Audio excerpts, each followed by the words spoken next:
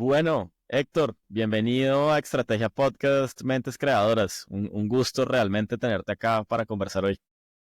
Gracias por la invitación, Oscar. De verdad estoy muy contento de estar aquí y encantado de poder platicar contigo. Súper.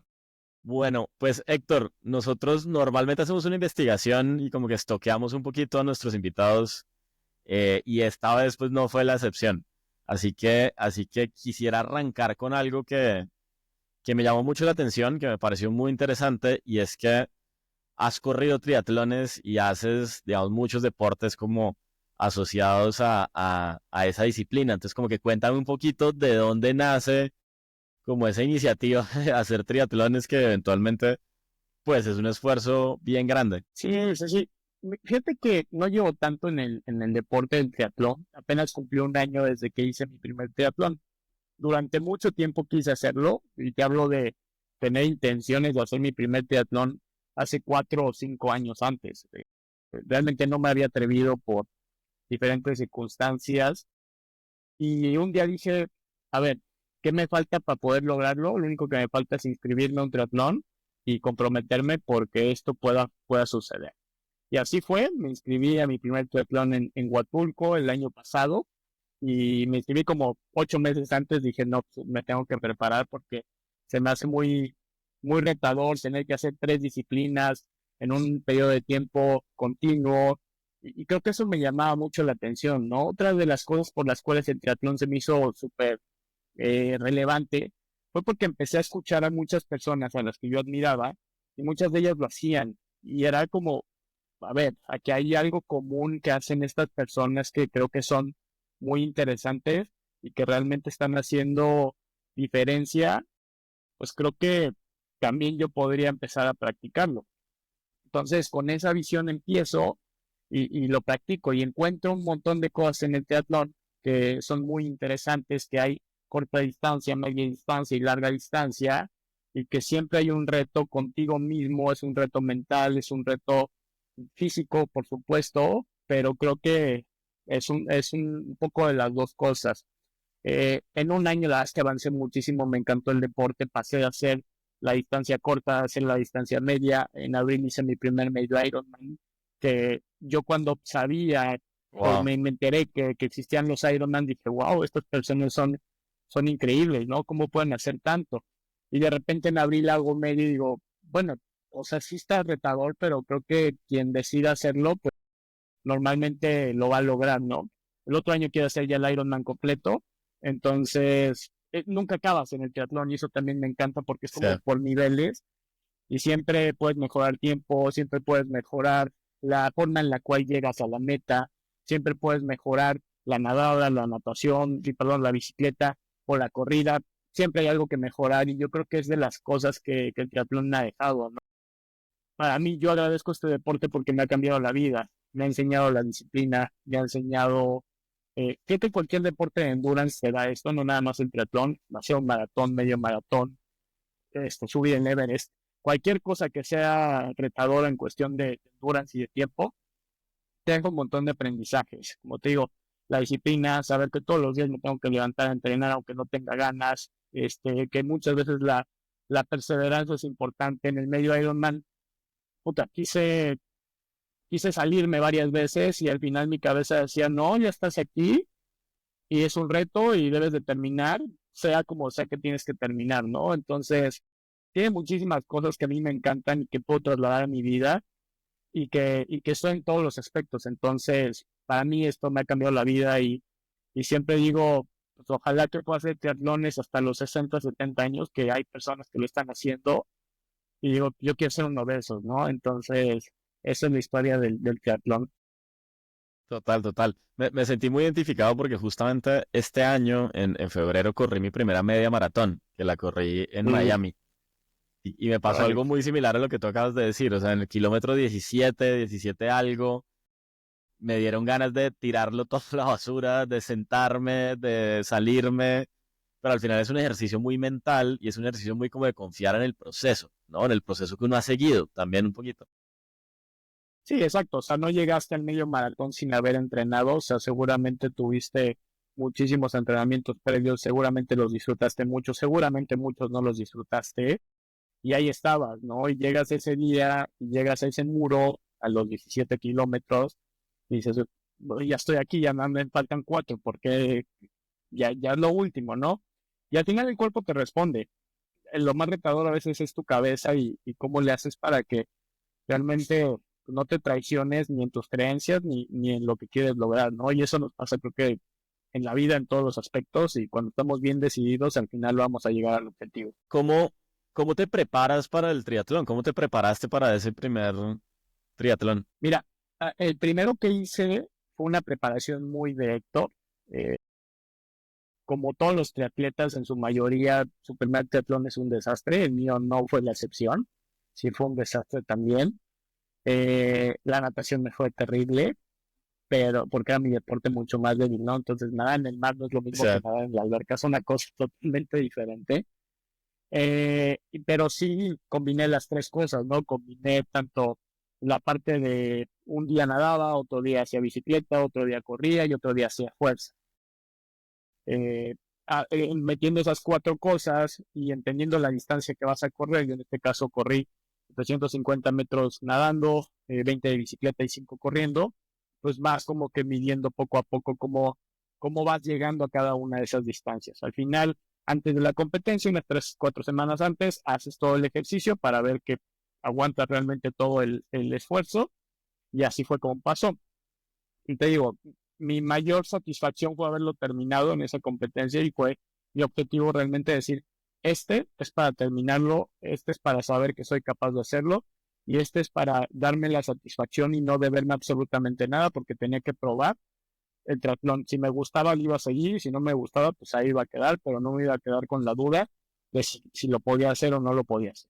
Entonces, hoy en día ya es diferente. ¿Por qué? Porque tengo un entrenador de triatlón, tengo alguien que me asesora en la parte de nutrición, tengo alguien que me asesora en la parte de fuerza, tengo un maestro de natación también. O sea, y hay un equipo completo alrededor mío para que pueda lograr este objetivo. Y si bien no soy profesional ni planeo hacerlo, para mí es muy satisfactorio saber que estoy haciendo lo mejor de mí, incluyendo todas y entendiendo todo lo que estoy haciendo alrededor de mi vida, que no nada más es el triatlón, pero sí dando lo mejor de mí en este aspecto mientras estoy haciéndolo, ¿no? Entonces, hoy en día tengo un equipo y me ayuda y me pone mis entrenamientos y me dicen qué comer y cómo suplementarme. Entonces es una experiencia totalmente diferente que pues yo disfruto mucho, y seguramente quien tenga otro deporte también le va a gustar mucho y se va a adecuar a las condiciones que tiene, ¿no? total, total.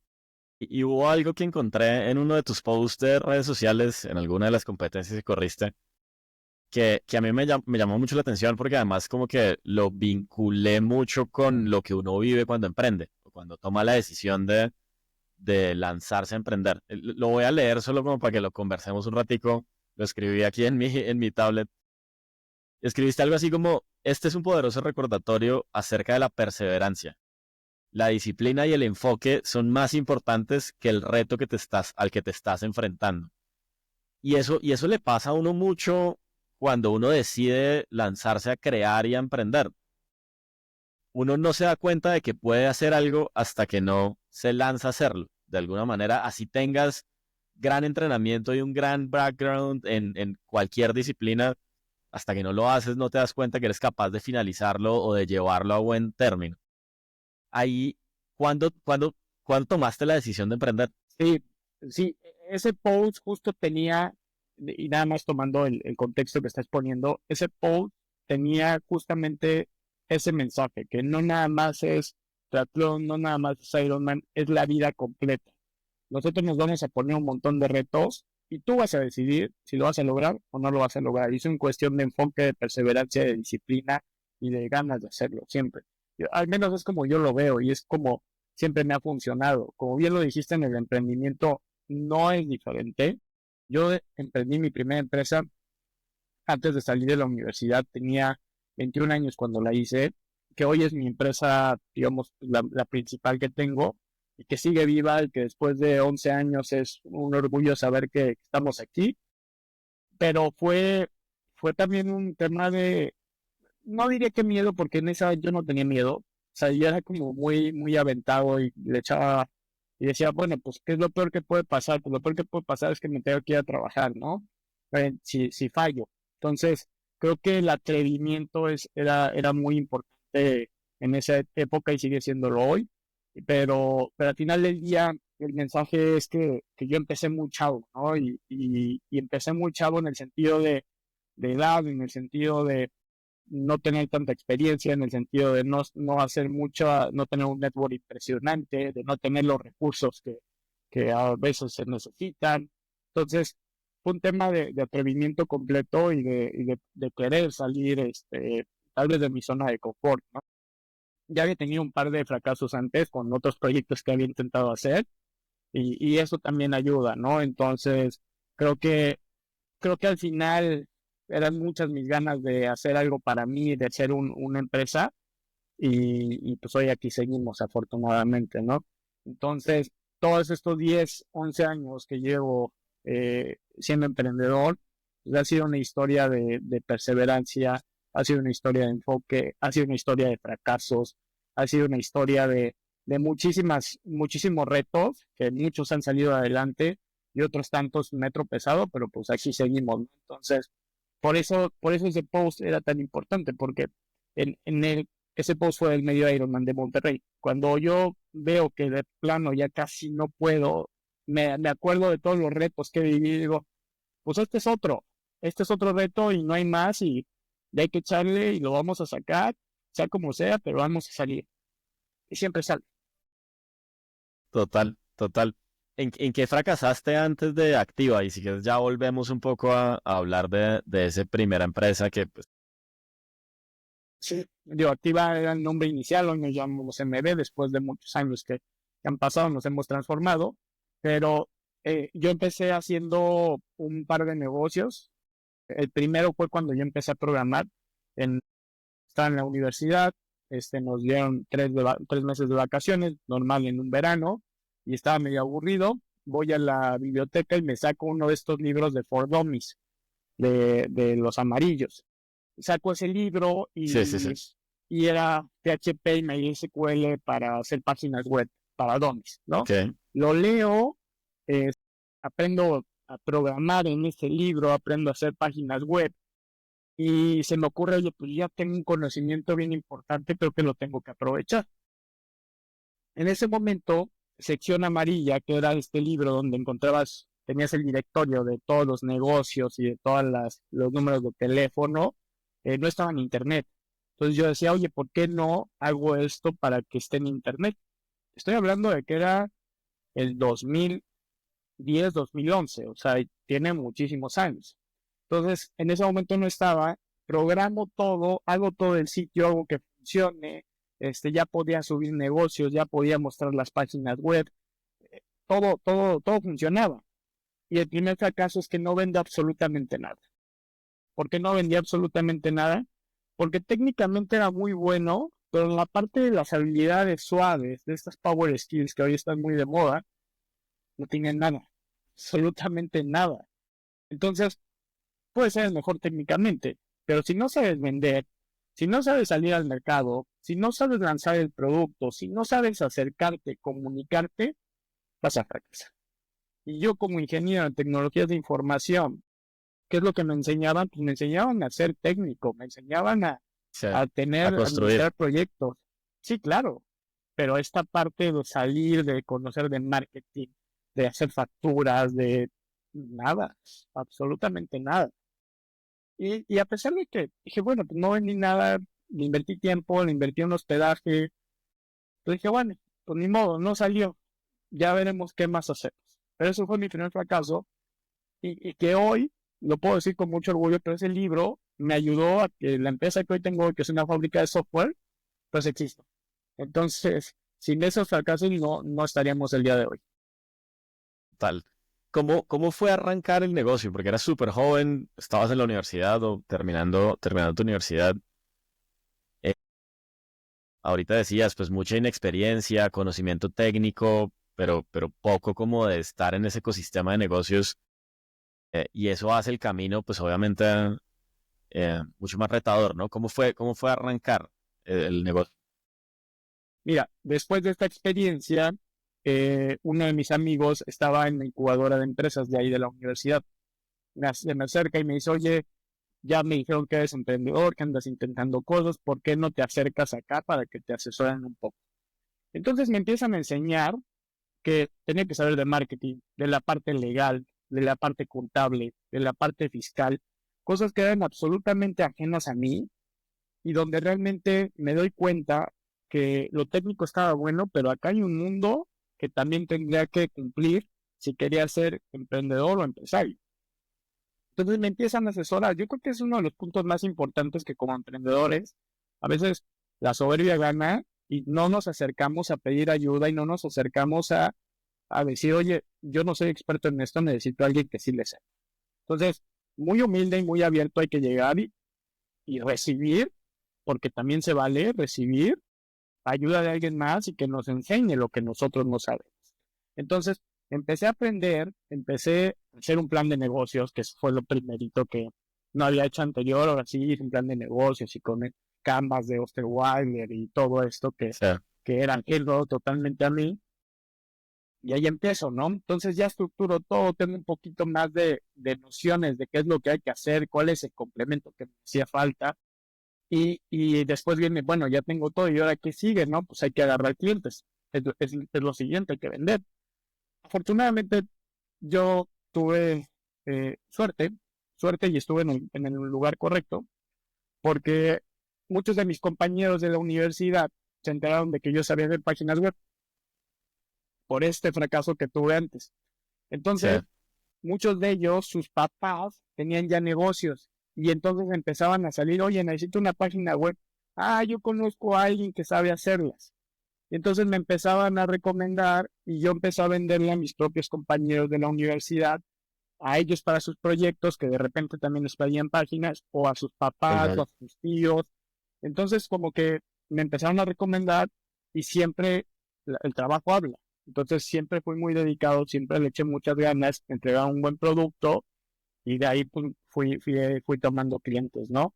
Pero te digo que tuve mucha fortuna porque el ecosistema en el que yo estaba me ayudaba a que yo pudiera cumplir un problema que ellos tenían y que no había nadie tan cercano que se los pudiera resolver. Entonces la opción que tenían era hacerlo conmigo. Entonces, yo siendo un chavito de universidad, estaba padrísimo porque ya empezaba a poder cubrir mis gastos, empezaba yo a ganar mi propio dinero, ya no dependía tanto de mis papás. Entonces era maravilloso, ¿no? Claro. Termino el proceso en incubadora, me registro ya en Hacienda, en el SAC, y ahora sí ya empieza la historia de verdad. Ya es cuando dices, ya soy como tal una empresa. Ya no soy Ya. un chavo que trae una idea, ya es una empresa, ya estamos legalmente constituidos, ahora sí vamos a echarle para él. Oye, ¿y cómo fue ese proceso de ser el universitario que hacía páginas web a pasar a ser ya casi ni siquiera un emprendedor, sino ya más como un empresario y a estructurar ese proceso de crecer la compañía y volverla un negocio real? Sí, fue un proceso muy orgánico y creo que también hicimos muchas cosas para adaptarnos. Sí, cuando estás en la tecnología, así como en otros negocios, tienes que estar cambiando constantemente. En la tecnología todo avanza muy rápido. De repente, hace 3 o 4 años apenas empezábamos a hablar un poco de ciencia de datos y hoy ya estamos hablando de inteligencia artificial y es como todo va muy rápido, muy revolucionado y eso no ha cambiado. O sea, nosotros empezamos haciendo páginas web, después empezamos a hacer plataformas, después nos pidieron apps, después nos pidieron ciencia de datos y hoy nos piden inteligencia artificial o una combinación de absolutamente todo lo anterior.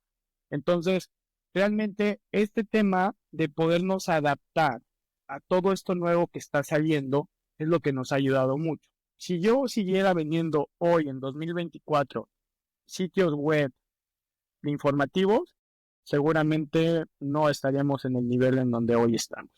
Entonces, ha sido un proceso de saber adaptarnos a estas nuevas cosas que van saliendo, a incorporar talento que sabe hacerlo, porque Héctor no sabe hacer absolutamente todo. Hay personas atrás que son mucho mejores que yo técnicamente y que ellos saben muy bien cómo aplicar estas cosas.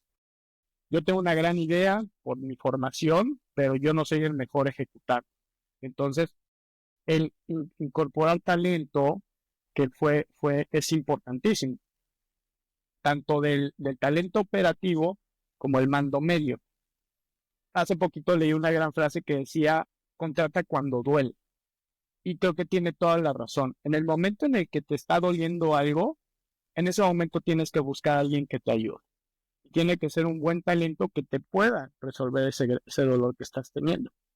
Y a pesar de que yo hace 5 años, 3, 8 años, 3 años atrás, tal vez no lo veía así, sí lo fuimos resolviendo de esa forma. En el momento en el que ya no teníamos suficiente producción, vamos a decirlo así, o suficiente capacidad, entonces íbamos buscando quién nos fuera ayudando, ¿no? Y así nos fuimos formando de equipo, así fuimos haciendo esta parte de entender qué personas nos hacían falta, qué tipo de estructuras, y esto sobre todo en los servicios. En los servicios dependemos mucho más de talento que de otra cosa.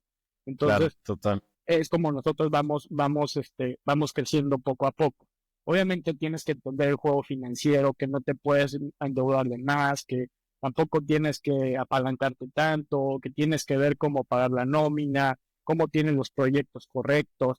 Todo ha sido un proceso de aprendizaje y en todas estas áreas que te platiqué, en todas me caí, en todas hice algún error, ¿no? Entonces, simplemente has ido aprendiendo y entendiendo cómo puedes mitigar estos riesgos, pero crecer de una manera responsable. Hubo una época en la que nosotros crecimos de una manera muy, muy agresiva y no te cuento el desmadre que teníamos. Entonces, y al final te caes. Entonces, O caes sea, para regresar y decir, necesito nivelar para poder otra vez ir hacia adelante. Entonces, creo que lo más importante en un negocio como el de nosotros es tener estructura, tener gente, talento que nos pueda apoyar a resolver las diferentes necesidades que tenemos dentro de la empresa y que a su vez a nuestros clientes les puedan otorgar el gran servicio que se merece. total. ¿Qué crees que te hacía?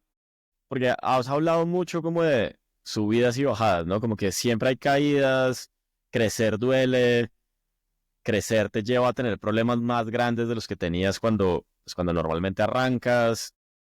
¿Qué crees o qué característica crees que te hace seguir? O sea, un poquito como que te hace entender el error o esas caídas como aprendizajes y como parte del camino.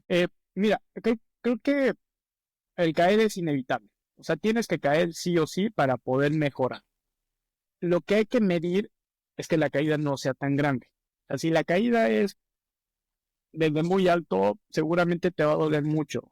Pero si te caes desde una altura no tan grande, seguramente no te va a doler tanto. Entonces, lo que yo he aprendido en todos estos años es que nunca vamos a ser perfectos, nunca vamos a hacer las cosas de manera extraordinaria, en el sentido de todo va a ser ideal como tú lo planeaste y como tú lo pensaste, porque no todo depende de ti. Pero lo que sí puedes ir controlando es esta caída que puedes tener. Tú sabes si le vas a poner un paracaídas o te vas a ir en caída libre, cualquiera de las dos. Pero al final del día lo que nosotros tenemos que hacer como emprendedores y como empresarios es entender el contexto completo, qué cosas puedo controlar, qué cosas no puedo controlar, qué cosas puedo influir y qué cosas no puedo influir. Si nosotros entendemos todo este contexto, podemos tomar mejores decisiones. Y al tomar mejores decisiones implica que vamos a tener un mejor rumbo. Entonces, es lo que yo he visto en todos estos años y creo que es lo que más me ha ayudado para poder seguir y a pesar de tener una bajadita, pues bajo, pero veo cómo corrijo para ir más arriba, ¿no? Y es correcto. Entre más grande es el riesgo y más complicado va a ser el no caerte, ¿no? Entonces, otra cosa que nosotros hacemos y que escuché igual hace poquito fue, ¿qué pasa cuando tienes mucho dolor? Divides el dolor. Lo que haces es que divides en toda la estructura. A ver, se fue un talento importante que manejaba muchas cosas. Ah, bueno, eso que manejaba esta persona, divídelo con todos para que entonces tu dolor sea mucho menos. Y eso es lo que nosotros hacemos normalmente. A todos nos duele algo, sí, pero entre todos nos ayudamos, entonces ya no tenemos tantos problemas. Total. Entonces, tienes un journey con esta empresa que arranca siendo activa y después se convierte en una especie como de Innovation Lab, entiendo. Sí. ¿De dónde nace un poco como la idea de Intellectia? O como cómo llega un poquito Intellectia a tu vida. Intellectia llega apenas hace 2 años, que justamente vamos a cumplir, pero no llega directamente con ese nombre, con Intellectia. Pero esta es una historia desde hace 7, 8 años. ¿Qué es lo que sucede? Yo me gradúo en 2012 de la universidad, en diciembre de 2012. Para agosto de 2013, yo ya le estaba dando clases a mis compañeros en la universidad. Okay. O sea, me hablan mi directora de carrera y me dice, oye, Héctor, necesitamos un instructor, sabemos que a ti te estaba yendo bien en esta clase, estás trabajando de eso, y aparte había ganado un concurso como el mejor del estado en esa materia en específico. Entonces me dijeron, ¿por qué no te vienes a dar clases con tus compañeros? Pues, ¿por qué no? Me gusta la idea. Entonces me gustaba mucho la idea de poder enseñar. Resulta que me va muy bien, o sea, que soy muy bueno enseñando y siendo un profesor. Entonces, de ahí me doy cuenta de que hay un talento entre la tecnología y la educación que yo mismo tengo. Y veo que empiezo a certificar a alumnos y que les empieza a ir bien y que empiezan a tener trabajo. Digo, wow, es que aquí sí estamos haciendo cosas que cambian la vida de la gente. Entonces, de ahí abro mi primer centro de entrenamiento y le empiezo a enseñar a chavitos aquí en Pachuca lo mismo que yo les enseñaba en la universidad, pero ahora de manera personalizada. Me empieza a ir bien también. Y después decidimos abrir un centro en Ciudad de México. Abrimos un centro en Ciudad de México. Empezamos a tener 4 o 5 grupos los fines de semana. Y dije, mira, aquí hay algo que puede ser interesante. Después crecemos un poquito más. Abro Monterrey, Querétaro. Al mismo tiempo, tengo que cerrar después Querétaro porque no tenía la estructura suficiente para poder atenderlo.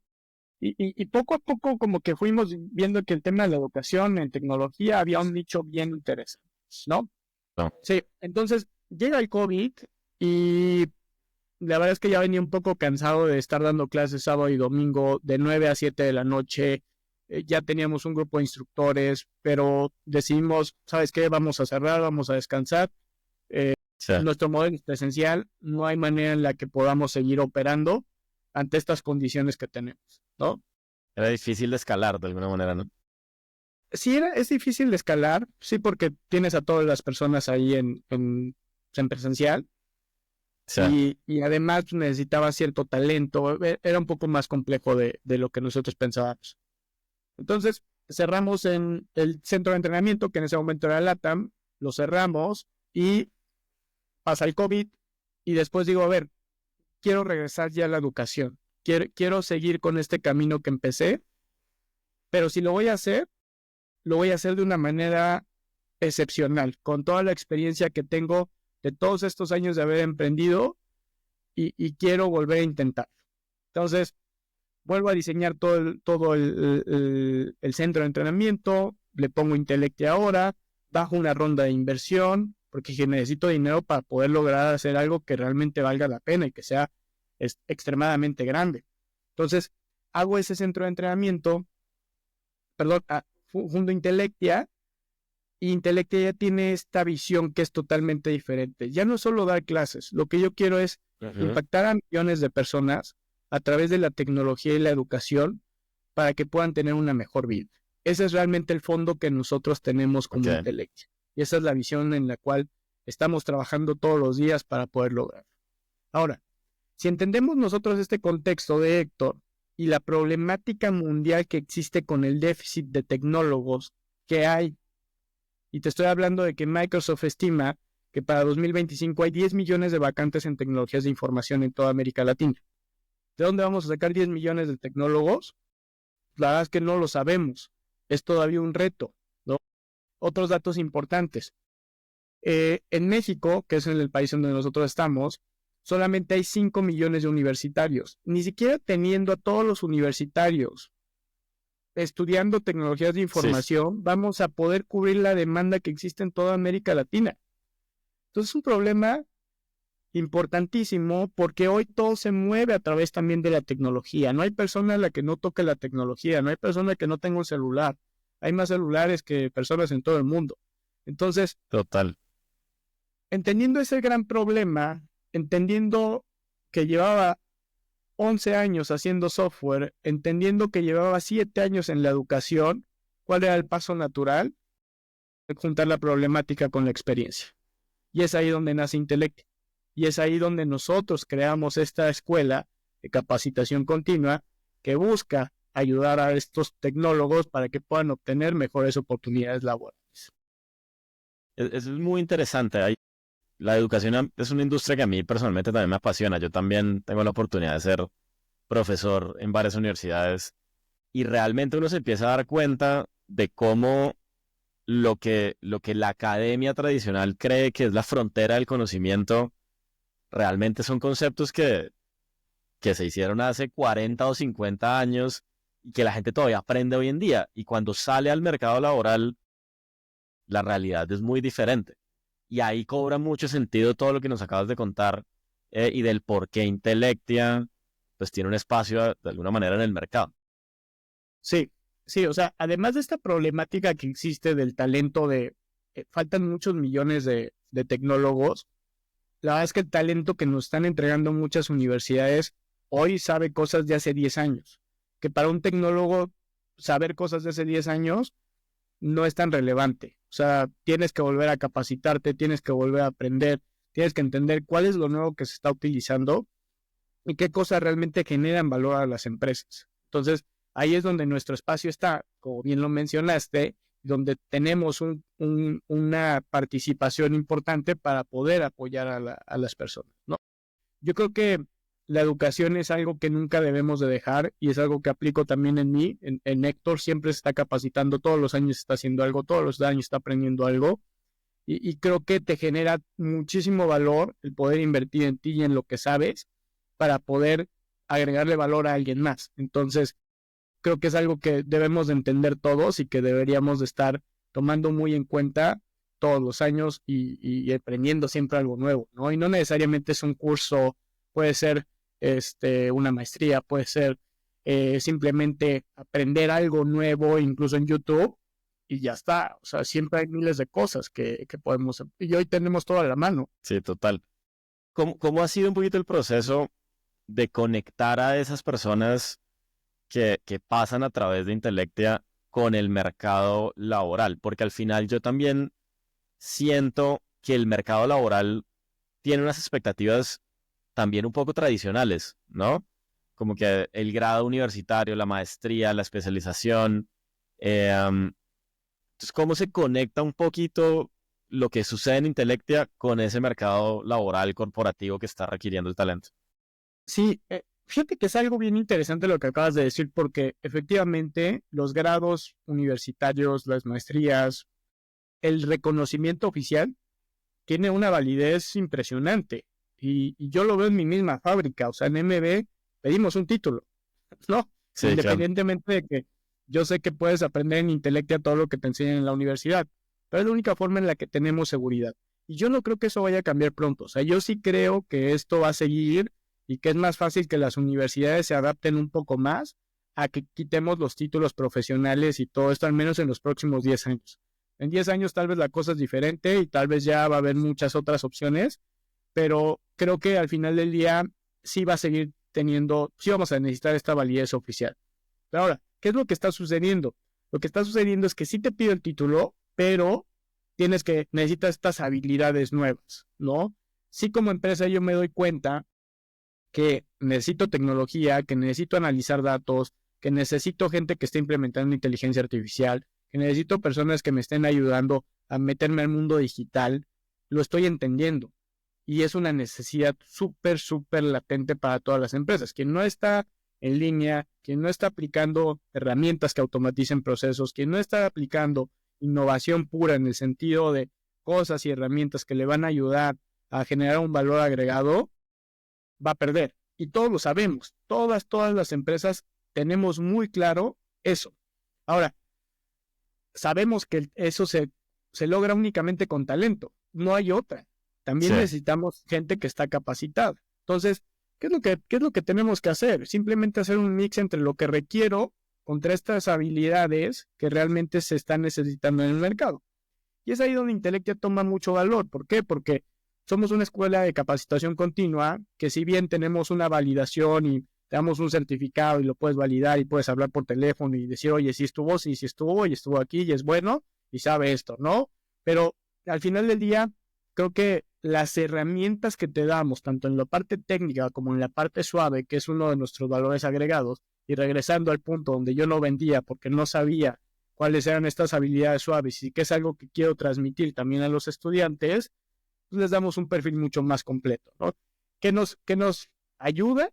Pues que las empresas les interesa el talento que nosotros estamos sacando con estas habilidades, que es un perfil mucho más completo, claro, más 360.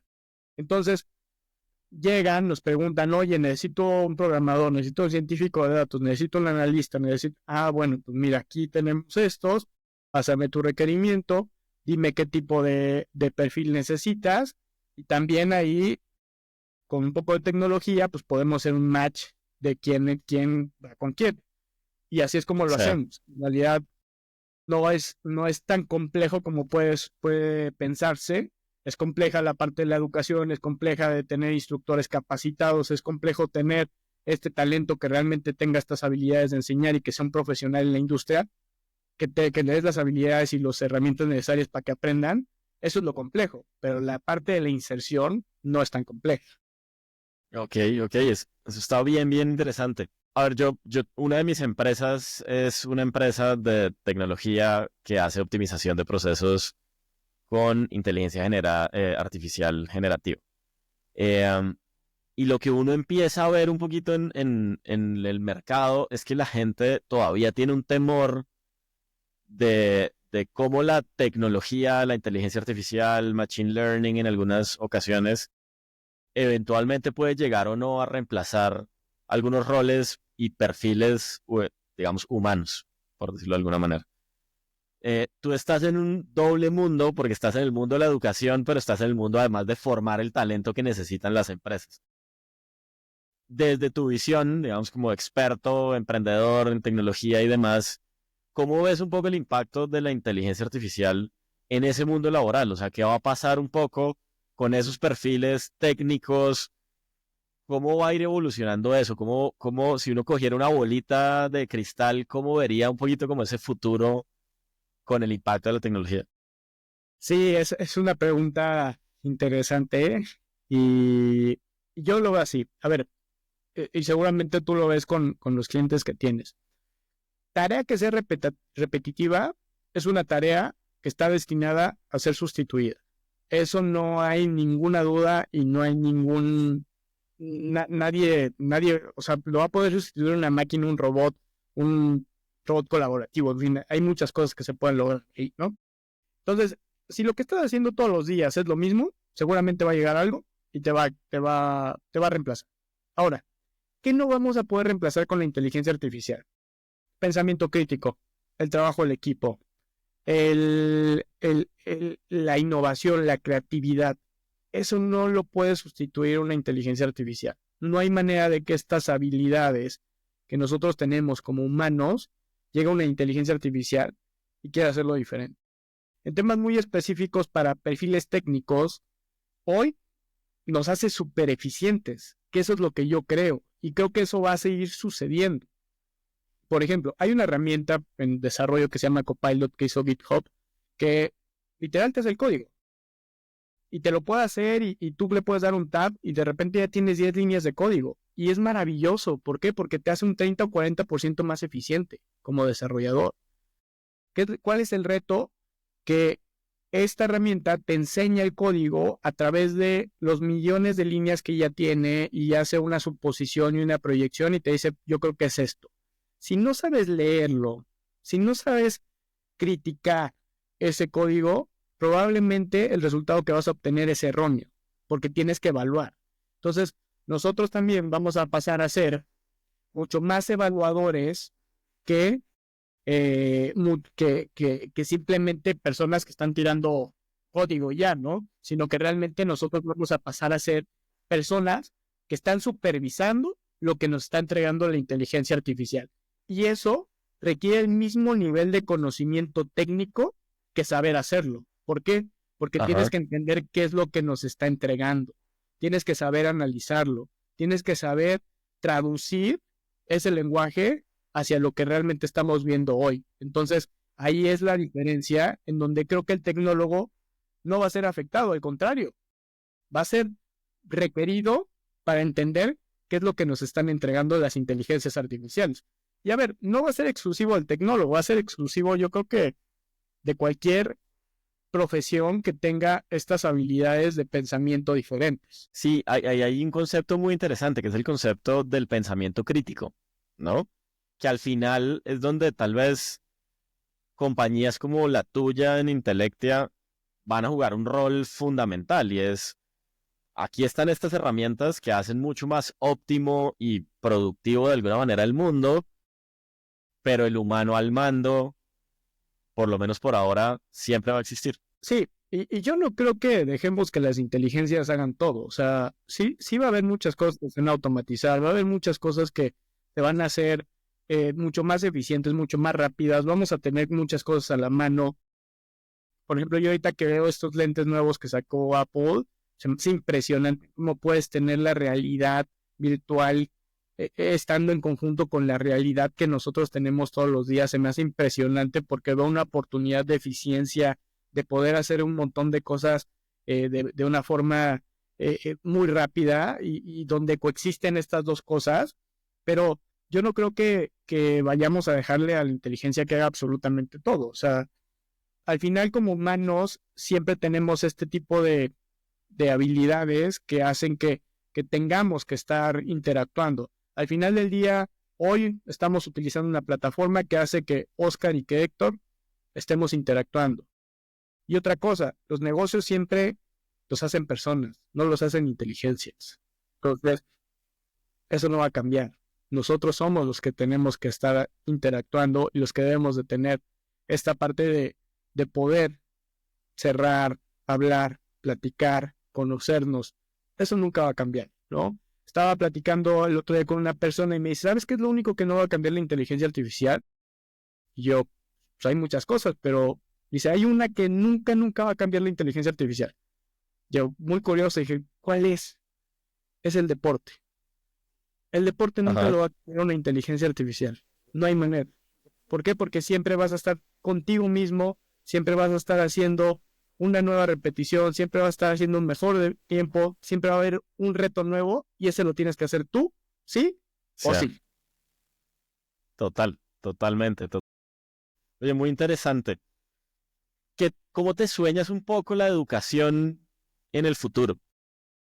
Desde la perspectiva de lo que has construido hasta ahora y lo que pues quisieras construir.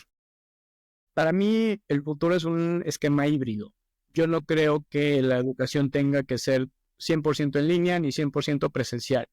Creo que hoy tenemos muchísimos recursos, tenemos muchísimas formas de entregar el conocimiento teórico, tenemos muchas formas de entregar el conocimiento en términos de qué es lo que necesito saber como esta parte técnica, pero necesito este componente de interacción para poder ganar experiencia. Entonces creo que todo lo técnico, todo lo teórico, todo eso lo puedo aprender en una plataforma, en un video en línea, en una videollamada, muchas formas.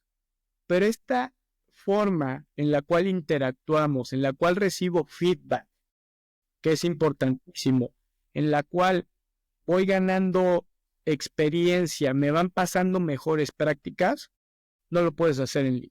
Necesitas que alguien te pueda mentorear, te pueda llevar, te pueda platicar, te pueda brindar un conocimiento mucho más cercano. Entonces yo creo que estos dos componentes hacen que seamos mucho más, ¿cómo llamarlo? Mucho más completos, porque alguien que está todo el tiempo en la computadora no va a tener estas habilidades suaves que a mí me faltaban cuando yo quería vender. Alguien que solamente sabe vender seguramente no va a entender el fondo de lo que está vendiendo. Entonces es importantísimo tener estas dos partes y yo creo que la educación híbrida nos da esa bondad y nos puede dar esas facilidades. Sí, completamente. Oye, ¿cuál ha sido un poco como el peor consejo que te han dado en todo este journey como emprendedor? Lo he pensado mucho y creo que el peor consejo que me han dado fue que una fábrica de software no puede crecer tanto como uno imaginaría. Si Ajá, todo el mundo me dijo, no, estás en un negocio súper tradicional, es un negocio que no crece, es un negocio que necesita muchísimo talento, y hay cierta verdad en eso, pero no quiere decir que no sea un gran negocio y no quiere decir que no pueda crecer tanto como tú quieras. Eh, es algo que me dijeron de busca otro proyecto, enfócate, haz algo mucho más de nicho, mucho más escalable. Sí, pero no por eso tengo que dejar lo que hoy estoy haciendo. Entonces, claro, total. creo que a veces los mentores que nos han tocado y las personas con las cuales hablamos tienen una realidad y esa realidad es súper valiosa y es la que ellos tienen, pero tú también debes de tener tus propias creencias y debes de confiar en lo que estás haciendo todos los días. A mí este consejo de buscar otra cosa, no sé cuánto tiempo me hizo perder, que si me hubiera enfocado mucho más rápido y mucho más eficiente a lo que estaba haciendo todos los días, hubiera crecido más rápido de lo que hoy estoy creciendo. Entonces, creo que el enfocarte, el hacer las cosas bien, siempre te va a traer un buen resultado independientemente de qué es lo que estés haciendo o del negocio que estés teniendo. Tal. Bien, bien interesante. ¿Cuál crees que es como tu característica principal como emprendedor, como innovador, como creador, sin la cual pues no hubieras podido lograr todo lo que has logrado hasta el momento? Nosotros tenemos ciertos valores que son los que nos definen y creo que el valor más importante que siempre he intentado mandar a toda la organización, tanto Intelectia como MB, a las dos, es siempre buscar el cómo sí. O sea, nosotros nunca vamos a ver el por qué no, sino siempre vamos a buscar, a ver, cómo sí. La cosa está difícil, sí, pero ¿cómo le hacemos para que sí pase lo que nosotros estamos queriendo hacer? ¿Cómo le hacemos para que esto que estoy deseando que suceda, sí realmente pase? ¿Cómo le hago para surfear todos estos retos que tengo? ¿Cómo le hago para que eh, algo que no controlo pueda influenciarlo? Siempre es el cómo sí. El cómo sí en conjunto con el responsable, el decir, voy a ser totalmente responsable de mis acciones, voy a ser totalmente responsable de lo que me toca y voy a dar lo mejor de mí para buscar el cómo sí, hace toda la diferencia. Y encontrar personas que hagan eso todos los días no es tan fácil como nosotros pudiéramos creer. Y creo que esas cosas sí te ayudan a que llegues a un nivel mucho más alto. Para mí es lo que ha hecho toda la diferencia durante todos estos años. Está bacanísimo. Yo le llamo un poco como buscarle la vuelta a la vida, ¿no? Es un dicho muy argentino. Es como busquémosle la vuelta a ver cómo logramos hacer lo que queremos hacer. ¿Cómo se forma eso o cómo se mantiene eso en la gente?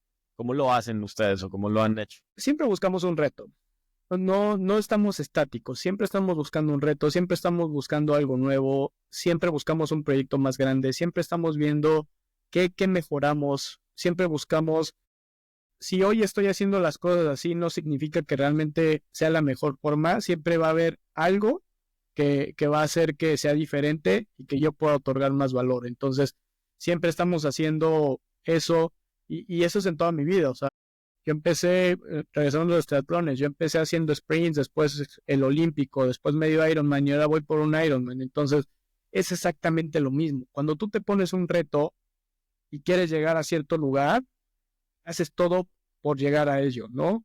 Y entonces, eso te mantiene todo el tiempo activo, todo el tiempo pensando, todo el tiempo mejorando, todo el tiempo viendo qué más hago para no desistir de eso que tanto quiero. Súper. Héctor, ya estamos llegando al final.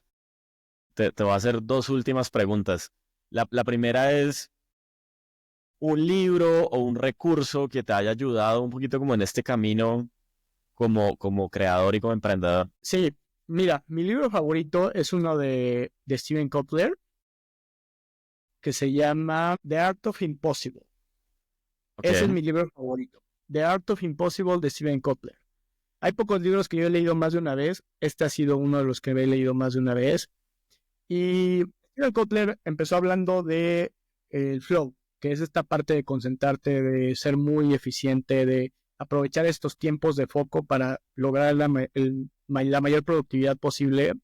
Y The Art of Impossible es el libro que te da un manual de cómo empezar a entrar en modo de flow de acuerdo a cómo tú lo puedes hacer, porque todos somos diferentes. Hay personas que entran con música, yo entro concentrándome completamente, hay quien entra teniendo un poco de ruido también, depende de cada quien.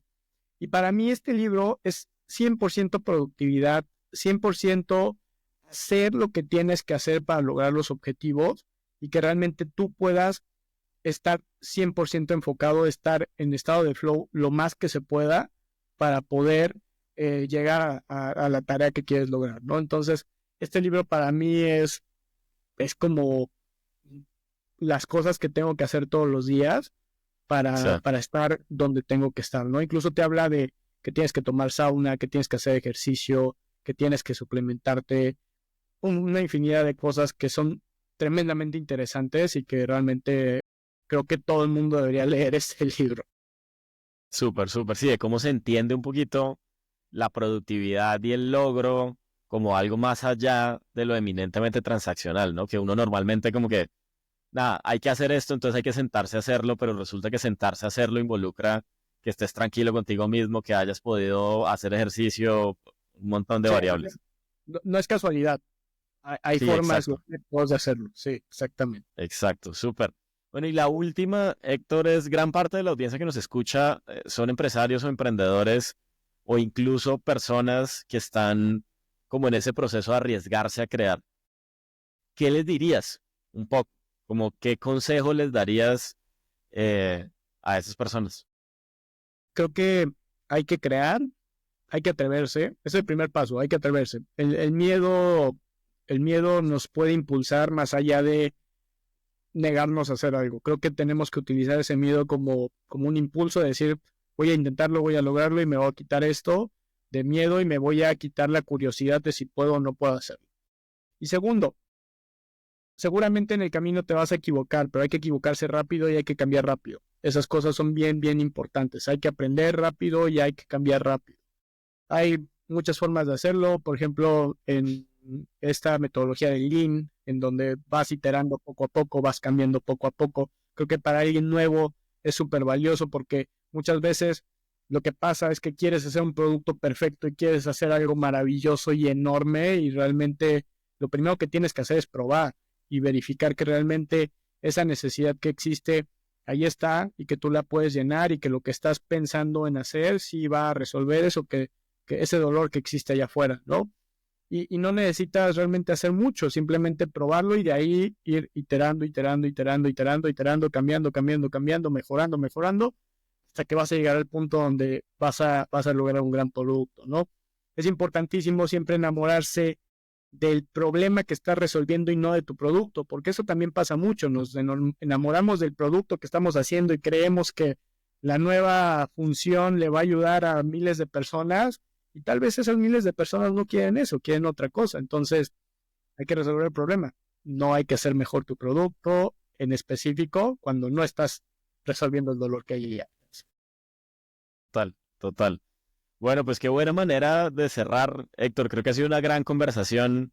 Muchas Gracias. gracias por tu apertura, por contarnos tu historia, tus aprendizajes y todo lo que te ha dejado este camino y las cosas interesantes que están haciendo con Intelectia. Ojalá sigan, como decimos aquí en Colombia, rompiéndola y llegando muy, muy lejos, porque creo que el impacto pues es enorme.